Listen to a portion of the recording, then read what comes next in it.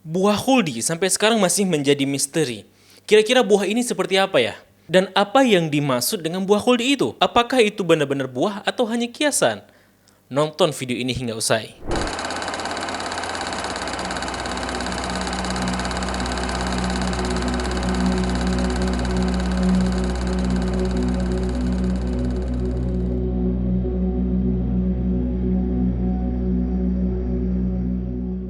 Assalamualaikum warahmatullahi wabarakatuh. Kembali lagi bersama saya Zulfan Afdillah di channel Rabbanians ID. Di episode kali ini kita akan melanjutkan pembahasan video yang lalu mengenai kisah Nabi Adam, Hawa, dan buah khuldinya seperti itu. Buat yang belum menonton video sebelumnya, bisa klik link di deskripsi video ini atau di kolom komentar yang tersemat di bawah video ini. Nah, di episode sebelumnya kita telah membahas mengenai rahasia di balik buah khuldi, khususnya mengenai peristiwa memakan buah khuldi oleh Adam dan Hawa tersebut. Bahwa apakah ketika Adam dan Hawa ketika itu tidak jadi memakan buah khuldinya, itu membuat kita saat ini masih berada di surga dan kita tidak bersusah payah hidup di bumi sampai sekarang ini seperti itu. Dan di sana kita juga menemukan adanya rahasia menarik di balik pelarangan buah khuldi dan di balik sebab kenapa buah itu diharamkan. Nah, di video kali ini kita akan membahas mengenai buah khuldi lebih spesifik, lebih khusus seperti itu. Karena ada beberapa pertanyaan yang muncul saat kita membaca kisah ini. Seperti, ya, kalau buah dari pohon itu dinamai khuldi, yakni pohon keabadian, lantas kenapa ketika Adam dan Hawa ketika memakan buah itu mereka tidak abadi? Yang mana kan pada akhirnya mereka diturunkan juga ke bumi dan hidup di bumi serta juga wafat. Apakah buah khuldi itu benar-benar buah keabadian? Nah, kalau tidak, lantas demikian apakah Allah telah berbohong kepada Adam soal adanya buah keabadian itu? Kan gitu. Nah, kemudian dalam Al-Quran sendiri Allah melarang Adam dan Hawa mendekati pohon itu. Lantas kemudian kenapa Allah menghukum Adam dan Hawa ketika mereka memakannya, bukan ketika mendekatinya, kan seperti itu.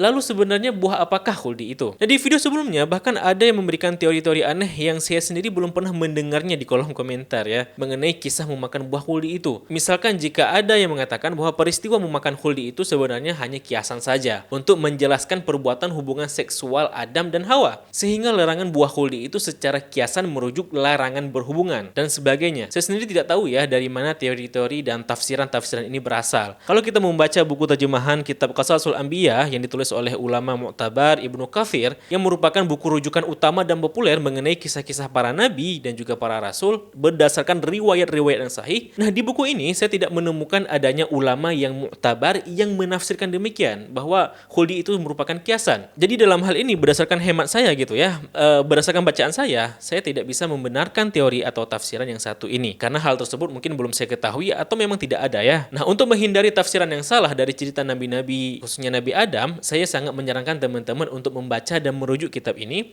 karena bisa jadi kisah Adam dan Hawa yang kita yakini merupakan kisah dari agama Yahudi atau Kristen, atau bahkan kisah-kisah yang dibuat-buat entah dari mana dan itu dapat merusak akidah kita. Makanya buku ini sangat penting untuk dimiliki. Selengkapnya mengenai buku ini, klik link deskripsi video maupun di kolom komentar semat di bawah video ini. Namun sebelum kita membahas lebih lanjut teman-teman, izinkan saya mengucapkan terima kasih terlebih dahulu buat penonton kami yang sudah mendukung channel ini secara moral dan materi via website kitabisa.com. Saya ucapkan terima kasih atas antusiasnya dan apresiasinya. Semoga dukungan teman-teman diganti dengan yang lebih baik lagi, serta semoga dengan dukungan tersebut dapat mempercepat perkembangan channel ini. Buat yang mau berpartisipasi, teman-teman dapat mengklik link kampanye kami di website kitabisa.com di kolom deskripsi dan di kolom komentar tersemat di bawah video ini.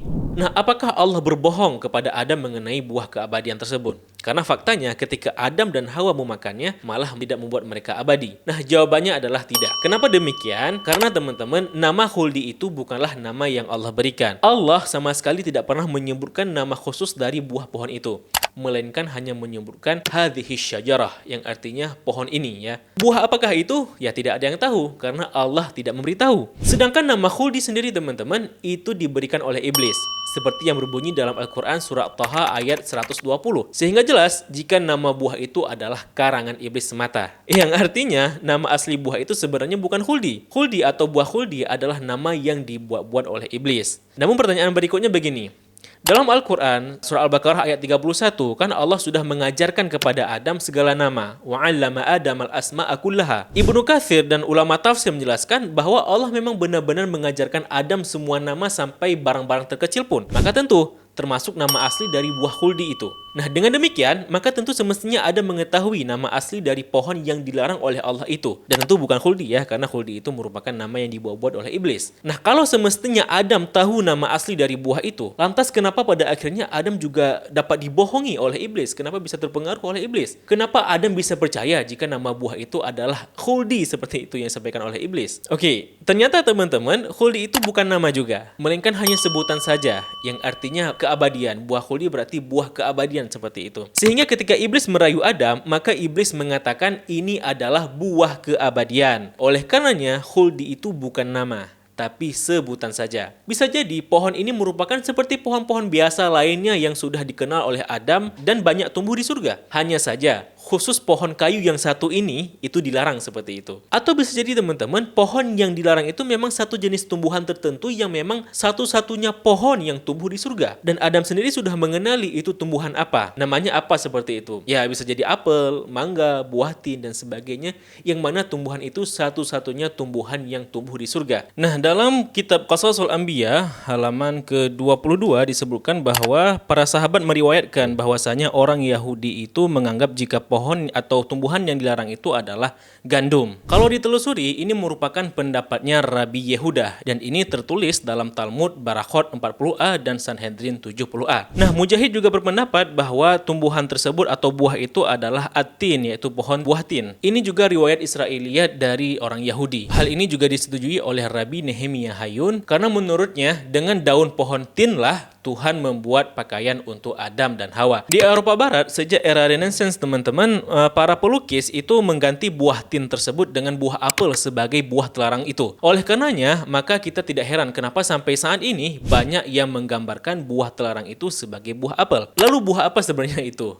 Jawabannya wallahu alam. Tidak ada yang tahu pastinya. Karena Allah tidak menyebutkan nama buahnya. Pertanda tidak penting mencari tahu buah apa yang dimaksud itu. Karena kalau ada faidah dan manfaat serta maslahat, tentu Allah sudah mengabarkan nama buahnya. Karena bisa jadi buah dari pohon terlarang ini merupakan pohon yang khusus hidup di surga dan tidak ada di bumi sehingga kita tidak bisa melihat dan mencari tahu buah yang serupa dengan itu. Nah teman-teman, kalau Adam sendiri itu sudah mengenali jenis pohon apa itu, nama dari buah itu, apakah itu buah tinkah, apel, gandum, mangga, jeruk, pisang, dan lain sebagainya, lantas kenapa juga ia mau tergoda? Ia bisa tergoda. Nah pertama teman-teman, yang menggoda Adam itu bukan iblis, tapi melalui Hawa ya. Jadi iblis menggoda Hawa, Hawa menggoda Adam seperti itu. Dan yang kedua, karena iblis memberikan informasi baru dan bersumpah atas nama Allah. Dalam tafsir Al-Qurtubi menjelaskan, menurut Ibnu Abbas, Adam dan Hawa meyakini jika janji dengan menyebut nama Allah tidak mungkin merupakan kebohongan, termasuk sumpah janji dari iblis itu. Namun dugaannya salah. Iblis terlalu licik. Karena ketika Allah melarang pohon itu terhadap Adam, Allah kan tidak menjelaskan kenapa dilarang. Akan tetapi iblis mengatakan jika Allah melarang makan buah yang iblis sebut buah keabadian itu, buah khuldi itu, karena Allah tidak mau Adam menjadi malaikat dan hidup abadi. Sebagaimana yang disebutkan dalam surat Al-A'raf ayat 20. Di sini kita bisa melihat bagaimana iblis berdusta atas nama Allah dan bersumpah palsu. Dari sini juga kita dapat pahami bahwa tidak semua yang Allah haramkan itu mengharuskan kita mengetahui alasannya. Sebagaimana Allah tidak menjelaskan kepada Adam kenapa buah itu dilarang dan Adam tidak bertanya kepada Allah kenapa buah itu Allah larang. Tapi teman-teman, kalau kita membaca ulang surah Al-Baqarah ayat 35,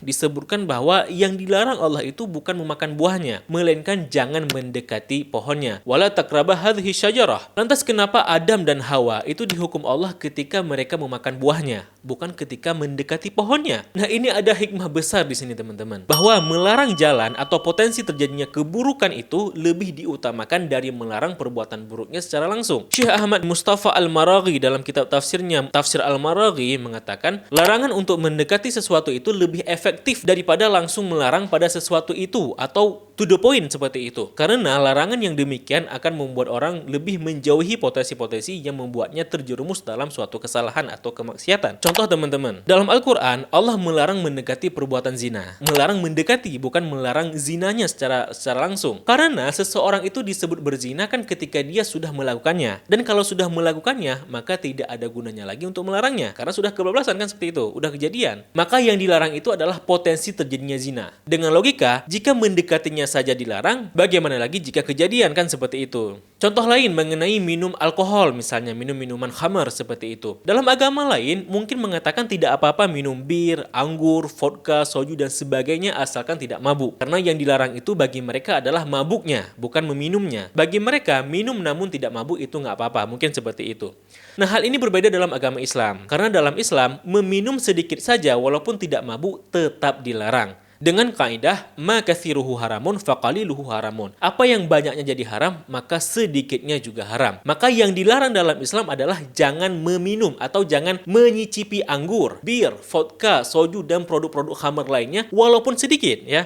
Bukan jangan mabuk ya, karena kalau sudah mabuk ya nggak guna lagi untuk dilarang kan seperti itu. Karena itu udah kejadian kan gitu. Makanya meminum sedikit walaupun tidak mabuk tetap haram dalam agama Islam. Oleh karenanya salah satu keindahan dalam Islam itu adalah bahwa di Islam yang dilarang itu adalah potensi terjadinya perbuatan buruk, bukan hanya melarang perbuatannya. Dalam fikih kemudian disebut dengan syaddu dira'i, yakni memotong jalan atau potensi terjadinya keburukan atau dosa atau maksiat. Karena mencegah potensi terjadinya perbuatan buruk itu lebih baik daripada mencegah perbuatannya secara langsung. Begitu pula melarang dan mencegah agar tidak mendekati pohon yang dilarang itu lebih baik daripada melarang memakan buahnya. Karena logikanya kalau mendekatinya saja dilarang apalagi memakannya kan seperti itu.